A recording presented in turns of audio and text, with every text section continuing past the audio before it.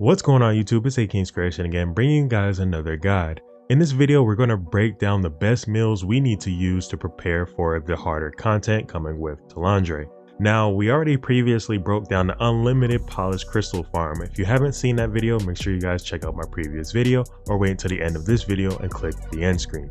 So without further ado, let's go ahead and get into the video.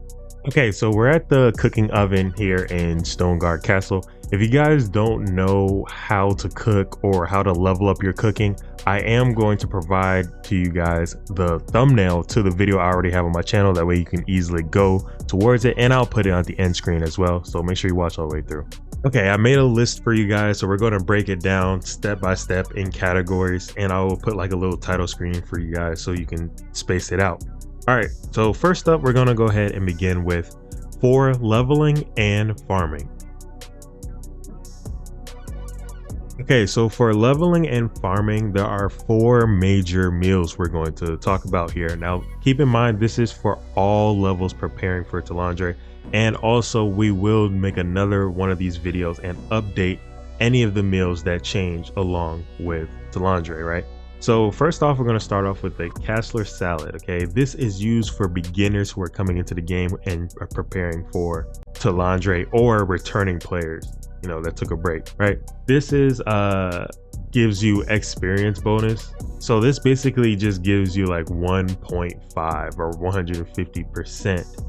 Okay, now this is one of those meals where you have to stack it up. You don't have to use it now, but if you want to level up your weapons and you don't care about your mastery being changed or whatever the case may be, and you just want to level up your weapons now, this works now. I highly recommend just stacking this up for Talandre.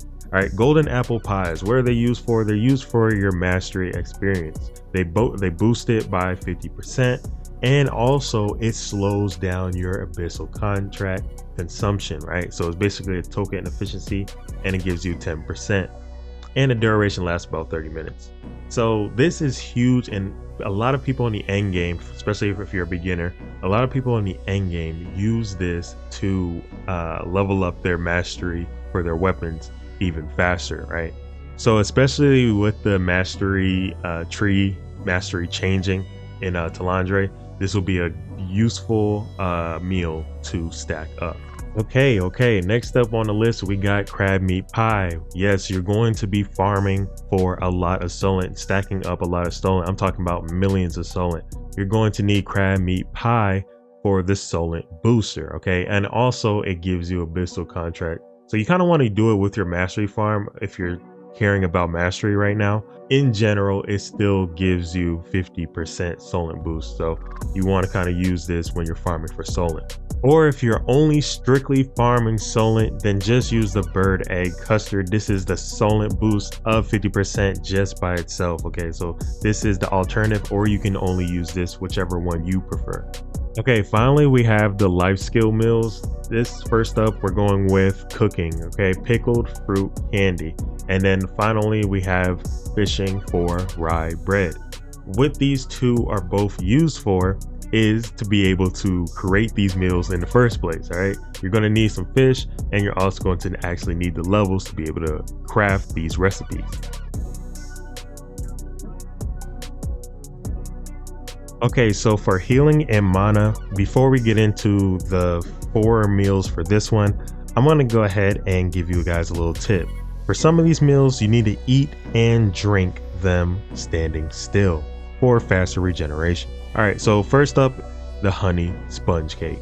Now, the honey sponge cake gives you health recovery and mana recovery for over 500 per second. If you are standing still, this is extremely fast regeneration. Okay, you'll probably get to full health and full mana within probably 5 or 6 seconds, right? The next 2 is honey rye cookie and healthy milk. Now, both of these give the separate versions of the honey sponge cake. That's why they are the 2 ingredients for both of them. As you guys can see, the honey rye cookie you can craft by itself, and it gives you health recovery of 500 per second. So it's one of these. And then the healthy milk is the same situation. It gives you mana recovery of 500 per second, and you can craft this individually as well. So if you're going to craft these two, I highly recommend just putting them into the honey sponge cake and making one. Or if you just don't want to do that for some odd reason, you want to eat and drink them separately, which will probably be the most silliest thing you could do, then you can craft them individually. Okay, finally we have the omelet. Now this is a meal where you can stack with other stat based foods, so you don't have to like stand still and drink or eat, right? You can just walk around, and obviously before you go into combat, and then you'll get health regen and inventory heal. Okay, now for PvE combat. Now keep in mind that monster type foods may be subject to change with newer monster types in Talandre. So like I said, I will make an updated video, but we're going to go ahead and break down the monster type foods first. And we're going to start off. Thrilling is for like your wildkin, and then you got roaring steak for your humanoid, and then you got wild pot for your demon, and then you got your ardent jelly for your undead. Okay, so those are the monster types right now. Currently, like I said, they will be subject to change. From there, you want to go ahead and stack that, especially for PvE, you want to go ahead and stack that with your movement meal, which is your scorpion tail. Which your scorpion tail gives you movement speed and attack speed, and like I said, you can stack it on top of each other. And now specifically for PvE bossing, you can use two different meals. Number one will be your fried egg. It gives you boss hit chance and boss critical hit chance. So basically you're doing a lot of damage. And then you can do the Cashler Banquet, which gives you boss bonus damage, hit chance, critical hit chance. Okay, the last section will be for PvP combat. This will be broken down into two subcategories, attack and defense. You have to pick one or the other. You can't stack them onto each other.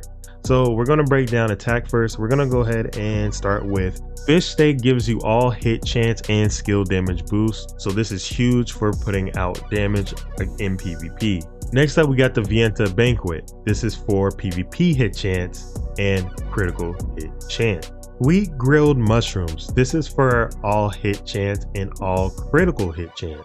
Seafood platter. This is for all hit chance, skill damage boost, and all CC chance. Roasted honey apple. This is for PvP hit chance and PvP critical hit chance. I use this a lot. Okay, and finally we have the defensive side of PvP, and we're going to go ahead and start off with the first one here.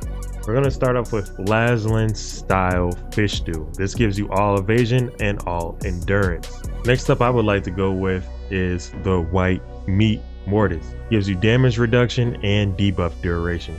Dawn Crab Platter is used technically to create the Daybreak Shore Feast. This is definitely best in slot for PvP evasion and endurance. But if you don't have the ingredients for it, then you can just go with this one as an alternative. This gives you all evasion, skill damage resistance, and all CC resistances. I just wanted to break down all four of these to let you guys know that get started on crafting all of these meals to prepare you, to accelerate you, to make your farming more efficient. These are all the most important meals of Throne and Liberty. If you guys enjoyed this video, make sure you hit that like button and subscribe if you're new to the channel, and I'll catch you guys in the next one. Peace. People are wondering if I live stream. Yes, I only live stream for my members. Hey everyone, thank you for watching my video. If you guys are interested in supporting the channel, make sure you guys check my membership tab. I have supporter, big supporter, and huge supporter. Each tier comes with more benefits. So if you guys are interested, make sure you check it out. How do you access it? You can go to my about page if you're on the desktop and just scroll all the way down to memberships, join now, or you can check the description of each video. Thank you.